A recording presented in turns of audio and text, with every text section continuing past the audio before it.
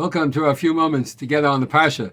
This Shabbos, we have the privilege, unbelievable, beautiful privilege of taking out 3 Sifrei Torah. Of course, we're going to be reading Parshas Miketz, which is the Parsha of the week, and that's the first Sefer Torah. The second Sefer Torah we're going to be taking out is going to be a Sefer Torah in which we're going to be read the 7th Aliyah, which, of course, is going to be Rosh Chodesh, and the third Sefer Torah is going to be the Maftir, in which we're going to be reading the day of the Nasiim, the Nasi bringing his Karban, which is a reference to Chanukah. And consequently, we have 3 beautiful Sifrei Torah. I'm going to focus in this discussion on a pasuk towards the end of Parshas Miketz. Towards the end of the Parsha, we know that Yosef sends his Egyptian messengers to catch up with the brothers and find the goblet, the beautiful coast that belonged to Yosef, the viceroy of Egypt, in the bottom of Binyamin's sack, in order to play out the important lesson that is going to come in next week's Parsha, in Parshas Vayigash. A tremendously dramatic moment. When the messengers of Egypt come to the brothers and accuse them, they say, no, it's impossible. And sure enough, they start searching. And they search from the oldest first down to the youngest. As the pasuk says, Vayechapes bagodol heichel. They searched in the oldest one first, uvakoton kilo. And in the youngest one, that's when they ended.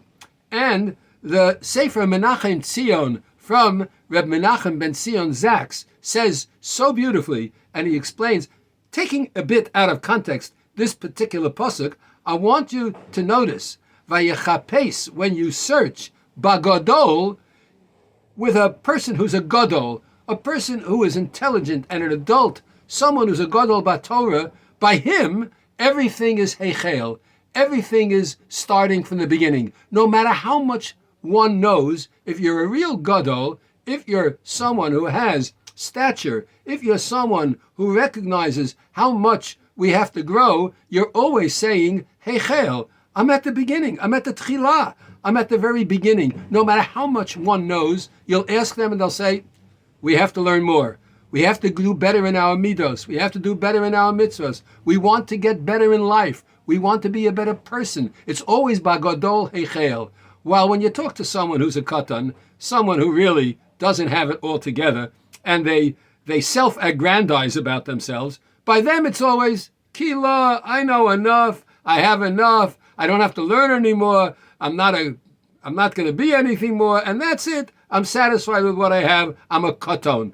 This is a very important idea that teaches us that we have to strive to become a little bit better. Let's try to be a gadol and always look at ourselves as being heichel. Now, there's an interesting machlokes, as we know, when it comes to the lighting of the menorah, between Beis Hillel and Beis Shammai. Beis Shammai says that when you light the menorah, you light from 8 candles the first night, 7 the next, 6, 5, 4, 3, 2, 1.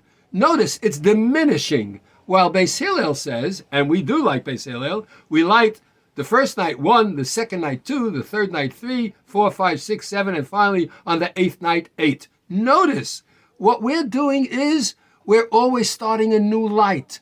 We're always beginning and trying to strive higher and higher and higher. 1, 2, 3, 4, 5, 6, 7, 8, trying to go higher and higher. And that's why, perhaps, another reason why we paskin like Beis Hillel, because the job of Chanukah is to teach us to increase the brightness, to become brighter. Bagadol, when you talk to a person who is trying to grow and become a gadol, heichel, we're always beginning new. We're adding new lights. We're adding more and more on. Not diminishing 8, 7, 6, 5, 4, 3, 2, 1. Not going less. I don't know enough. I don't have to do anymore. I can diminish. I don't have to grow. I don't have to be a gadol. It's bakoton kila. So this little pasuk at the end of Miketz, which seemingly would have no connection with the wonderful Yom Tov of Chanukah that we're in, actually is quite connected to Chanukah, because the message has to be that we can continue to grow. Let's be a gadol. Let's do like Beis Hillel. Let's start with 1. Start small. Take one step at a time, then 2, and then 3, and so on up until 8. We can grow, we can become better, we can become brighter. The future of the Jewish people is extremely bright, no matter how many centuries have gone by, no matter how much time has passed since the miracle of Chanukah. The Jewish people's miracle of brightness and lightness is continuing on a constant basis, and we are all enjoying the fruits of that growth. Let's hope and pray that the lights of Chanukah burn bright for us and that we continue to grow and become brighter as time goes on, so that we're Bagadol Hechel Uvakoton Kila.